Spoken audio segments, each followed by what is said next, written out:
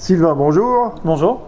C'est ton 11e festival et ton 3e en tant que directeur des Bains-Douches. Donc 14 au compteur. 14 au compteur. Une édition événement, celle de l'après-Covid évidemment, mais surtout 30e édition. Tes sentiments sur ce nouvel opus?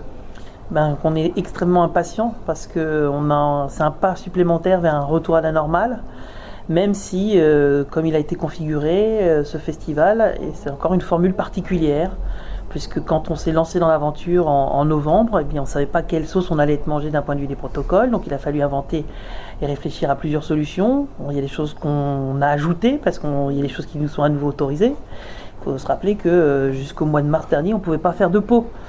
Donc là, on n'a fait qu'ajouter des choses en plus. Alors il y a des choses bien évidemment, on sera imparfait parce qu'on n'a pas pensé à tout de façon un peu cathédrale dès le départ. Alors il a fallu penser surtout à ce que ça soit faisable. Et là, on va faire tout pour que ça soit plus que faisable, que ça soit agréable pour tout le monde. Très bien. Qu'est-ce qui t'a guidé dans le choix des artistes présents? Est-ce qu'il y a une ligne particulière? C'est la ligne des Bains-Douches. C'est-à-dire à la fois des têtes d'affiche, et puis des découvertes. Il faut qu'on soit en capacité de faire en sorte de partager des grands moments avec Yves Jamais, Mes souliers sont rouges, Gabriel Saglio, Kierenan, des têtes d'affiche. Et puis qu'on soit aussi en capacité de faire découvrir, donc de partager des nouveaux venus, des coups de cœur. Marcia Higelin, voilà, il a suffi qu'on m'envoie un mail que j'écoute et j'ai dit banco dans le quart d'heure. Donc Loni, qu'on suit depuis pratiquement mon arrivée, depuis 2018. Et puis des Hugo Bariol, ça c'est la fidélité. Il devait être là en mars 2020. Il s'est passé quelque chose en mars 2020. Je me souviens plus très bien ce que c'était. Oui. Mais en mai 2022, il est là et ce sera à l'église de Lignières. Super. Le festival en chiffres, combien de bénévoles, de professionnels? Alors en tout, tous les équipiers des Bains-Douches, c'est-à-dire les salariés permanents, les intermittents et les bénévoles, puisqu'on vraiment on s'appuie sur ces trois piliers-là pour que l'aventure fonctionne. C'est important que les trois soient là. On est 52 plus les renforts parce que voilà, on a sollicité des gens en disant attendez.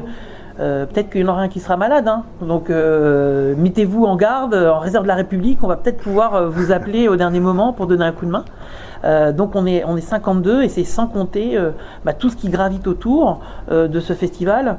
On parlait d'anniversaire, c'est les 30 ans de l'ère du temps, le 30e édition, mais c'est aussi les 15 ans de Marilou en tant que photographe du festival, les 20 ans de Cathy Beauvalet en tant que dessinatrice du festival, les 10 ans du Centre de la Presse avec Reporter. Donc c'est vraiment une ébullition parce que, et c'est un peu c'est presque miraculeux que tout ce petit monde ça puisse s'imbriquer sans trop de friction.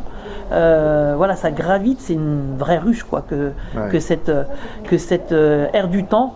Alors je ne sais plus, je crois qu'un jour on m'avait surnommé dans un papier qui m'était consacré l'apiculteur, avec le mot happy en anglais. Je suis très fan de ce mot et je suis un apiculteur. Je fais en sorte que la ruche puisse tourner. Alors je suis ni la reine ni le bourdon, je suis juste une petite ouvrière comme tout le monde et on fait en sorte que le miel soit bon. Alors après 2 ans de Covid, comment va la chanson française très rapidement et surtout le spectacle vivant de la chanson en France et à Lignières? Est-ce que tu peux nous en dire 2 mots? Alors la situation pour la chanson en France est très paradoxale parce qu'en fait pendant les confinements successifs, les artistes ont créé, ils se sont exprimés, ils ont commencé à lancer des projets, ils ont mis en place ce qu'ils voulaient faire depuis longtemps, ils ont commencé à mettre des jalons. Mais de l'autre côté, et c'est pour ça que c'est paradoxal, c'est que ce qu'on voit, c'est que d'une part, ce qui cartonne, c'est les grosses têtes d'affiche qui se trustent tout, qui prennent tout l'espace médiatique, et puis qu'il y a un public qui revient pas forcément à plein dans les concerts, dans les salles de concert et dans les festivals. Par exemple, Tika qui est la coordinatrice du festival, elle travaille sur d'autres festivals qui sont des grosses machines pourtant, à Dijon, à Lyon, et ça peine à remplir. Donc on va dire que la prime au retour à la normale, c'est là où il y a une identité forte, où il y a une chaleur humaine, où il y a l'attention aux artistes, aux travailleurs, aux employés, aux spectateurs. C'est ça qui va faire qu'on va peut-être tirer notre épingle du jeu. Pour les Bains-Douches, Là aussi, il ne faut pas être non plus vivre dans un monde avec des lunettes en rose. Ça a été dur toute la saison. On a eu des spectacles qui étaient presque remplis, mais on en a eu beaucoup qui étaient à moitié remplis. Donc voilà, il va falloir faire très attention à cette petite maison que sont les bains-douches, parce que cette saison n'a pas été si facile que ça, et on ne sait pas comment ça va reprendre à partir de septembre prochain. Le festival pour le moment est sur des bons rails, je croise du doigt, je croise les doigts et je touche du bois, mais effectivement, il va falloir faire très attention à une salle comme les bains-douches. Allez, pour finir, une minute nostalgie. Il y a 30 ans, c'était quoi tes goûts musicaux? Alors, il y a 30 ans, alors péché, comment on dit, guilty pleasure, donc plaisir coupable, je crois que j'ai écouté un groupe vocal qui s'appelait Powo, qui avait dû cartonner en 91.